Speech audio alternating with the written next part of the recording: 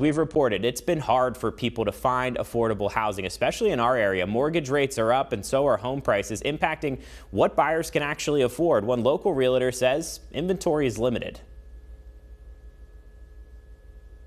Buyers are trending, still putting over ask offers in, foregoing home inspections sometimes, which I don't suggest to buyers, but it is still happening. But yeah, it's definitely a seller's market. There's really no inventory, so there's more buyers than there are houses. Now, on top of the high cost of buying a home, there's also rising rent prices. WFXR's Kathleen Stone is digging deeper into the issue of people being priced out of their homes. Many want to stay where they are, but are forced to move because they simply cannot afford where they're living. There's the story of a disabled senior citizen in Roanoke who Total Action for Progress tried to help get a new apartment. Rent was going to go up to $1,200 a month. This senior citizen, disabled senior citizen, paid $500 a month. President and CEO Annette Lewis says they tried for months to find her a place to live. She died before we could find her housing.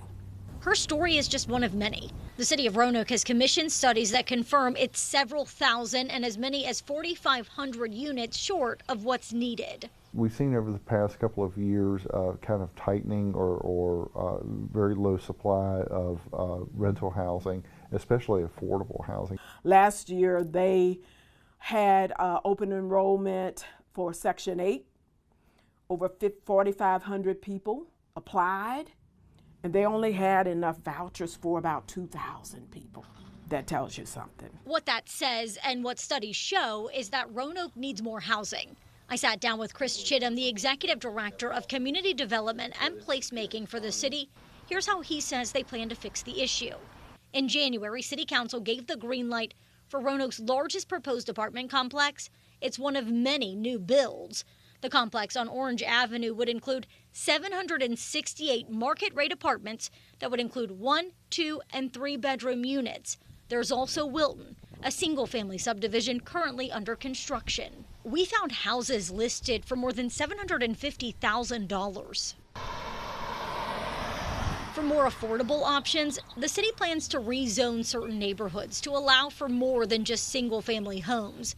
According to Chittum, there are currently 28,000 standalone houses. We're also looking at a number of zoning changes that will make it easier to develop multifamily small apartment buildings around the city. Think of it like the Raleigh Court area, which already has a mix of single-family homes and small apartment buildings. We're looking at where we might be able to allow reasonably and responsibly duplexes, triplexes, quadplexes, and even up to 8-unit apartment buildings. Something they're also working on is what he calls accessory dwelling units, or apartments that are in the backyard of a family's home. Apartments that are typically 400 to 500 to 600, maybe 800 square feet that are smaller than the house, but very affordable.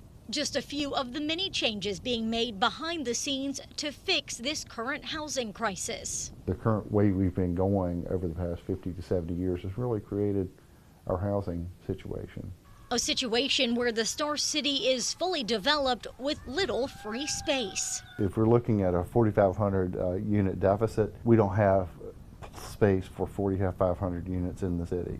We're a place that's fully developed, like 95% of our land area is developed. Forcing leaders to get creative to try to make sure everyone has a roof over their heads and a place to call home. In Roanoke, Kathleen Stone, WFXR News. Now, if you're someone who needs housing assistance, find this story on our website, WFXRTV.com. There we break down the services for first-time home buyers and people simply needing help to stay in their current homes.